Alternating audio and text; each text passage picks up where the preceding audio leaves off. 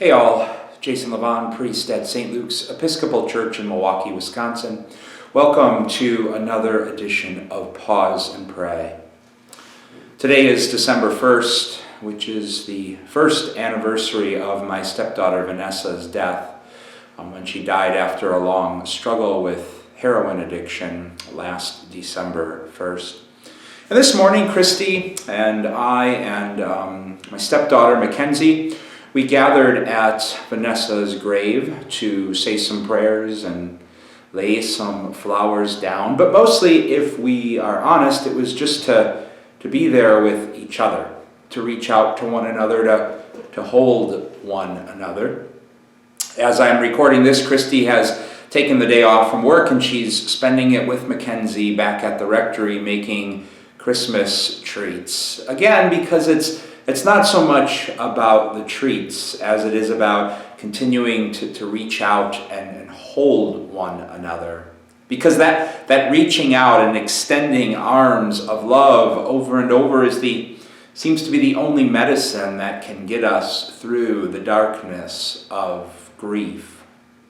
In today's daily office, we read from chapter 20 of Luke, where Jesus tells the parable of a vineyard owner who leases his land to some tenants and then leaves for a long time.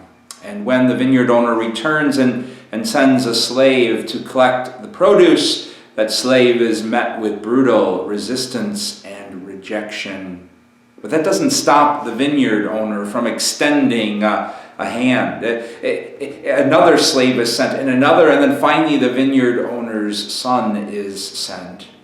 And while on one hand that passage does so well at laying bare our fickleness and our tendency to close our lives off to God's grace and spend most of our lives walking in darkness, it also tells a story of God's willingness to extend arms and hands of grace and love over and over. And what an Advent gift that is to pause and to pray about today. On one hand, to acknowledge just how lost our lives become in darkness for a variety of reasons, just how fickle we can be and just how closed off we can make our lives from grace and goodness and love and acceptance. But also to spend some time pausing and praying, reflecting how in all of that we still come to experience God extending arms of love and grace over and over. And to celebrate the coming of those arms of love and grace, which is what the word Advent means, into our lives again and again.